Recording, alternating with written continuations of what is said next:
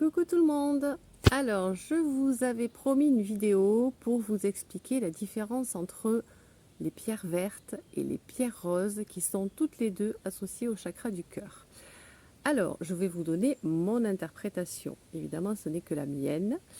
Les pierres roses vont être les pierres doudou, les pierres d'amour, donc le quartz rose, la rhodonite, la rhodochrosite, la manganocalcite, etc. Ça va être des pierres de pardon, des pierres d'amour, des pierres qu'on va utiliser quand on a des blessures émotionnelles, quand on a eu des blessures de cœur, quand on a eu des abandons qu'on a commencé à gérer quand même. Voilà, dès qu'il y a un trauma du cœur, un trauma émotionnel, on va aller en profondeur utiliser des pierres de couleur rose. Les pierres de couleur rose, elles sont aussi faites pour les personnes qui se sont fait une carapace émotionnelle, qui ne savent pas trop montrer leurs émotions, qui ont du mal à rire aux éclats, à pleurer, à expliquer ce qu'ils ressentent, qui par gêne ou par pudeur ou parce qu'ils ont décidé de se protéger. Et ces personnes-là, quand elles décident à un moment donné d'ouvrir un petit peu plus leur cœur, d'ouvrir leurs émotions, à ce moment-là, on va pouvoir travailler, elles vont pouvoir travailler avec des pierres roses.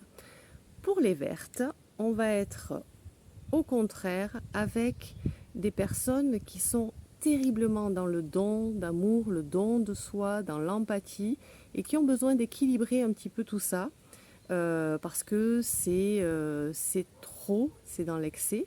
À ce moment-là, le vert va équilibrer sur le plan émotionnel. Le vert va aussi servir un petit peu de crème cicatrisante, c'est-à-dire qu'une fois que vous avez fait le travail pour des blessures émotionnelles avec le rose, le vert est vraiment, il faut le prendre comme un stabilisateur. Donc le vert, vous imaginez que votre blessure est guérie, par contre il y a besoin de cicatriser, et à ce moment-là, pour bien asseoir la, je ne veux pas dire la guérison, mais pour bien asseoir l'évolution émotionnelle, à ce moment-là, on va utiliser du vert. Donc vous voyez, ces deux pierres qui sont toutes les deux associées au chakra du cœur ne vont pas être utilisées dans les mêmes moments pour les mêmes choses. Elles peuvent être utilisées par les mêmes personnes, parce qu'à un moment donné, on évolue.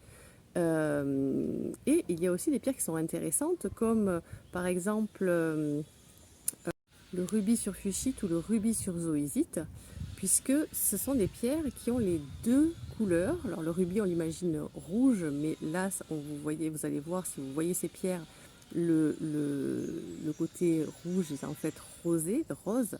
Et donc, c'est des pierres qui vont vraiment être idéales pour tout ce qui est stabilisation, équilibre émotionnel. Dis-moi en commentaire ce qui t'attire le plus ou ce dont tu as le plus besoin en ce moment, pierre verte ou pierre rose.